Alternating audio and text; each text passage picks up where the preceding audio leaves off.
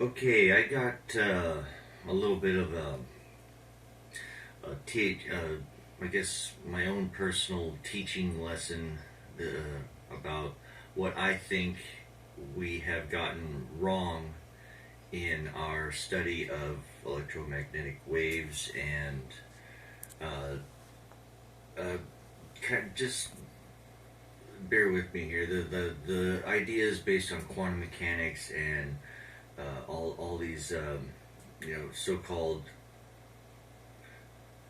ideas in quantum mechanics and quantum physics and stuff like that nowadays that they really have no evidence behind what they say other than their mathematics, and their mathematics don't connect to anything really in physics. They just have symbols that represent, either forces or objects and things like that. And you can't use mathematics like that in physics. The only way you can use mathematics in physics is by getting measurements of objects, whether it be a measurement of distance, a measurement of an object's size, a measurement of an object's velocity.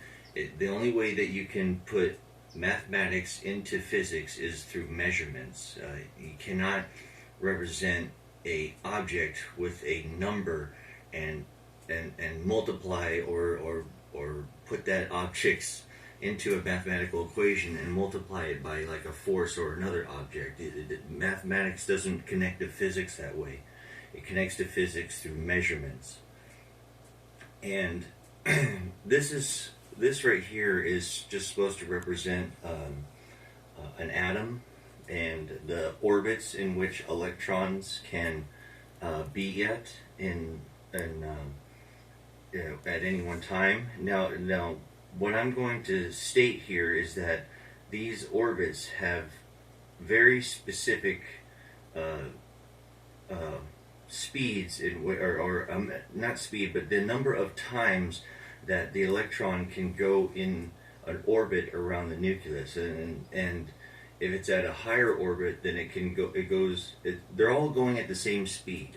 They're all going at the speed of light, and at these tiny distances, the speed of light is truly a barrier that you cannot go any faster when you're going in orbits that are this tiny. Because if you try to go any faster, you're going to run into the back of yourself, basically. Because when you're going so fast in such a tiny volume, the mass of whatever you're made out of is stretched into that tiny circle. And if you try to go any faster, you basically run into the back of yourself. So these orbits are very specific because they're so tiny. And when electrons are at a high orbit, then their frequency or light frequency, or the amount of radiation that object is radiating, is at a low frequency because the number of orbits that it's taking is low, relatively low compared to the orbits it would take if it was closer. Still going at the same speed, but because it's at a smaller orbit, it makes more orbits at the same amount of time that the one would do orbits at this distance, and that makes its frequency increase. So when an electron jumps from a lower energy state to a higher energy state, it is going from a higher orbit to a lower orbit. And when that happens, you start to see the radiation change color. It'll be red, for example, when it's at this orbit, but when it's at this orbit, it'll be blue, because this is at a higher frequency, and therefore it's at a higher energy state. And when they're at this higher energy state, they give off the color light, or electromagnetic waves, that are linked to whatever orbit they're at. It's because when they get to smaller orbits, they actually start to rub against the tail of their moment of whatever orbit they're in. As you see, they're in such tiny orbits and they're moving at the speed of light, and at the smaller orbits they go, the closer they get to basically like rubbing against their tail, you could say, going around in such smaller orbits, and that creates friction. These particles are going round and round and round and kind of slowly drifting out, as they go around and around. But as they do that, if they're going at a low enough orbit, they'll rub against themselves as they do this, giving off friction and giving off a specific color. And as it gets to a higher and higher orbit, that color changes all the way to red, infrared, and so on and so forth.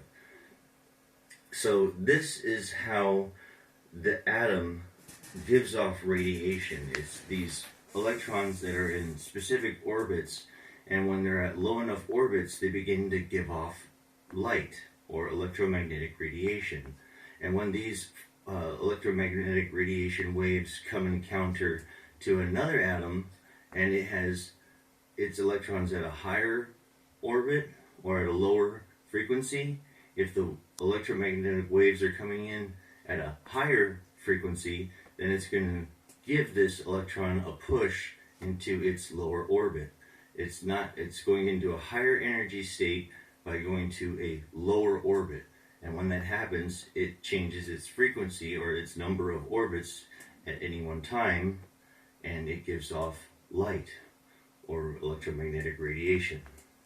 And this is how colors change, this is how frequencies change, this is how light shining on objects at a higher frequency will make the object that it's shining light on go to a higher energy state, or it'll make glow-in-the-dark materials glow. If a higher frequency of light comes in, like blue light, to a material that glows green, then that green material will radiate light because it's receiving energy at a higher frequency. A higher frequency of light makes another atom's electrons go into higher energy states. And Planck figured out that there is a amount of intensity that these atoms give each other based on the frequency of light, but he said it was all just good guesswork.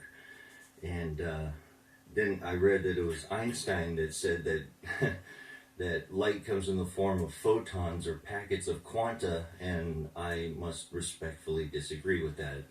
I think that light is made up of waves, and they're made up of waves from these particles that are moving at the speed of light around the nucleus of an atom, but they're at specific orbits, and these orbits determine their light radiation frequency. The lower the orbit, the higher the frequency. The higher the orbit, the lower the frequency. So I just want to try to explain that as clearly as I can, and hopefully this information will get recognized, because the model that they have right now makes no sense. Wave-particle duality, all these ideas that light is a wave and a particle, or it's schizophrenia, those are all ideas that just show that what we don't understand. Ideas that don't make sense mean that we don't know what it really is, and I think this model that I just presented here is much more accurate. So that's my ideas on how light interacts with the atom. So the atom would be a glowing particle, or a particle that is giving off electromagnetic radiation. It is not a particle. Light is not a particle and a wave. It is a particle that is emitting an electromagnetic wave out into space. Light is waves, electromagnetic waves coming from glowing particles. That's what light is.